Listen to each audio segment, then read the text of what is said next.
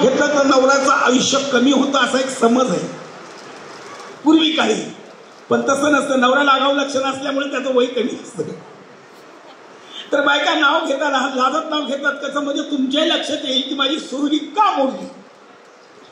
घोळका बसलेल्या सगळ्या बायकांचा, सगळ्या जाती धर्माच्या बायका आजी विचारते, निर्मला निर्मला नाव घे की ग निर्मलाबाई.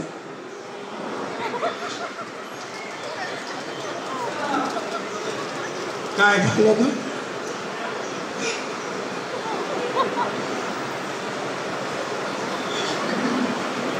घरातला रेडिओ खोली ते ऐकू आवाज वाढवती ग. आजी खरंच रेडिओ लावला नाही ते नाव घेते गपचूप बसा घे ग.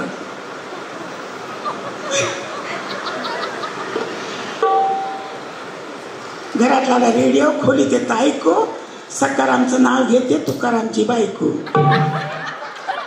दुसऱ्या बाईला विचारलं वच्छला तू घे की ग वच्छला बाई.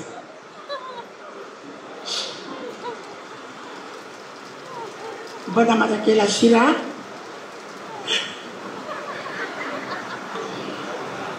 काय झालं ते घे ना.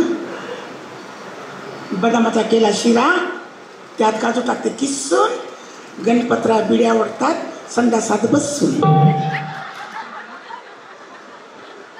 त्यामुळे एक बाई अंतर ठेवून नवऱ्याची गॅरंटी नाही. पण बायकाला दमच पडत नाही.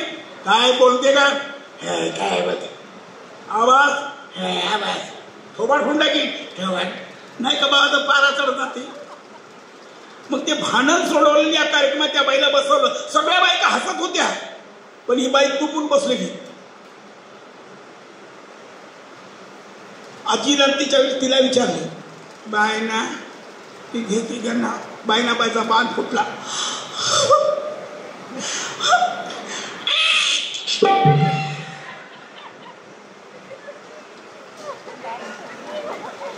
काय झालं ग. आजी त्याच्या घरात भांडणं झाली आहे. तुला दास ते नवऱ्याचे दात काय लगे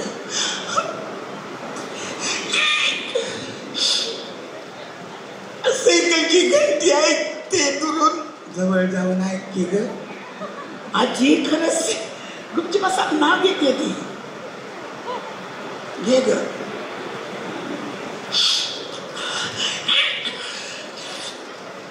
सायकलची घंटी ऐकते दुरून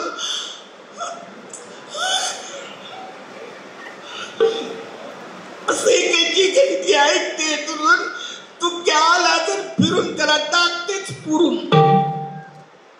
ही अलीकडच्या नावं झाली. जुन्या काळातल्या नावं वेगळी होती. लांब नावं होती. आता नाही राहिलं. शिकलेली बायका नवऱ्याचं नाव घेते. शिकलेला नवरा बायकोचं नाव घेते. अगं मंजू काय सुरेश गतिरोधक नाहीच. पण आजही ग्रामीण भागातल्या बायका बघा नाव घेणार नाही. तिथं नवरा बसला बोलवायची पद्धत आय आव आह. तर जुन्या काळातल्या बायका नाव कशी घ्यायच्या. खनखन पुतळी मनमन माती गुरुज खंदार द्या राती त्यात निघालं माणिक मोती राजानं दिलं राणीच्या हाती राणीने ठेवलं पलंगाच्या गाती. अंग्रेजी लोक भरतार कुठे गेले आंघोळीला गेले जेवढ त्यांना लाज वाटते मला नवरा कशाला केला पान खांड खायला दागदागिने लिहायला कांडून कोंडून पंचमी केली कांडता कांडता लागला डोळा लगेच आला पोळा पोळ्याचे केले गोंडे गणव आले वाकड सोंडे गणचौतीचे मोदक लाडू लक्ष्म्याला जेऊ वाडू लक्ष्म्याच्या पाडू गाठी लगेच आली पित्तरपाटीत निसते डाळ घटाला घालती माळ घटात बसते घटी सिलग्नाने केली दाटी सिलग्नाचं घेते सोनं दिवाळीने केलं येणं दिवाळीची लावते पंती सट आली नेंती सटीचा लावते नाक दिवा संक्रांतीने केला धावा संक्रांतीची घेते सुगड पुनव आली दुधड पुनवाची किमते कणिक शिमगा आला अनेक शिमग्याचा खेळत रंग पाडवा झाला दंग पाडव्याची मांडते गुढी आखी आली पुढी पायलीची काढते सोजी आलीचा काढते करा सांगतो तुम्हाला जोडून करा एक झाले की ऑपरेशन करा. या मताचा मुलापेक्षा मुलगी बरी प्रकाश देते दोन्ही घेते. मी पण मुलीचा बाप आहे टेन्शन फ्री आहे. मुलाचे बाप परेशान आहे. पण काय काय म्हणतात मुलगा पाहिजे कशाला वंशाला दिवा मुलगा झाला वंशाला दिवा. लोक म्हणतात काय देवराव पाटलाचं पोरगं निघालं. काय झालं? काल बाजारात पाहिलं. काय केलं? बिन पाण्याची भेन क्वार्टर आणली. या कार्यक्रमाला खंडेराय सर म्हणले तुम्ही याच, मी नांदेडला राहतो, या कार्यक्रमाला याच. म्हणलं का? म्हणजे तुम्ही लई समजदार आहेत. म्हणलं कशामुळे? नाही तुम्हाला एक मी बस स्टँडला पाहिलं. म्हणजे कसं काय? म्हणे दोघं रिक्षावाल्याची भांडणं सुरू होती, एकमेकाला शिव्या घालत होते, अर्धा तास गेला. मला म्हणले समजून सांगा. त्याला एकाला बाजूला नेलं आणि दुसऱ्याला बाजूला नेलं, समजून सांगितलं. तेव्हा कुठं मारामारीला सुरुवात केली त्याने. समजदार माणसाचे काम आहे. बरेच लोक हसले, काही लोकांना कळलंच नाही. ते शेजाऱ्याला विचारते काय झालं.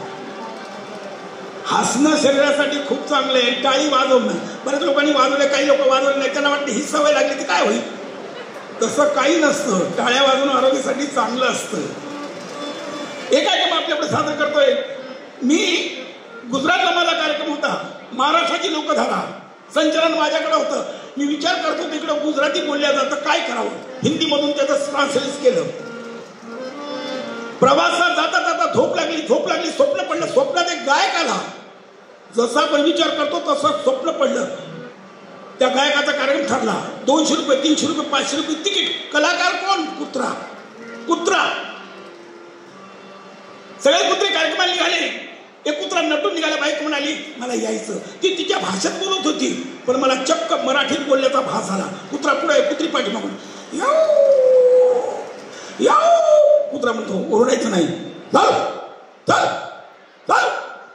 इतका आनंद झाला त्या कुत्रीला. मेकअप केलं नाही, पर्स घेतली नाही, पिल्ल्याला सुद्धा विसरली. निघाले दोघं जण. चालल्यानंतर बारका पिल्ल्याला वाटलं मम्मी चालली, पप्पा चालले.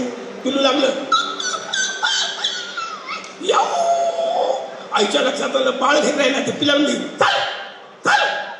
बापाला राग आला. फुकटचा कार्यक्रम नाहीये. 200 रुपये तिकीट, तुझं तिकीट, याचं तिकीट. याला काय कळतं? हा थिएटरच्या बाहेर फिरे, बरं गुपचूप फिरणार ना, आपली जात खराब. याचे कोणतरी शेपूट ओढतील, हा कोणीतरी ओढील, भांडणं होतील. भांडणं सोडू का कार्यक्रम बघू. बायकोर उपसला.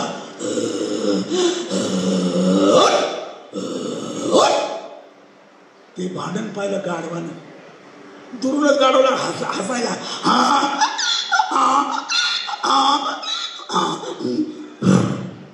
कुत्रीला वाईट वाटलं. पिल्ल्याला घेऊन आता ते नवऱ्याचं राग आपल्या पिल्ल्यावर काढलं. पिल्ल्याला मारलं. पिल्ल्याला वाटलं अचानक अटॅक कसं काय. ती पिल्लू ओरडत पळाला.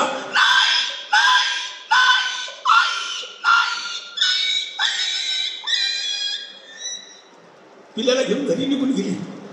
एकटा निघाला. सोबती बघतो, इकडे फिर तिकडे फिर. सगळे कुत्रे कार्यक्रमाला गेलेले. एक दूर कुत्रा झोपलेला होता. या कुत्र्याने त्याला बोलवलं. भाऊ. तो झोपेतून म्हणतो हा म्हणतो चल.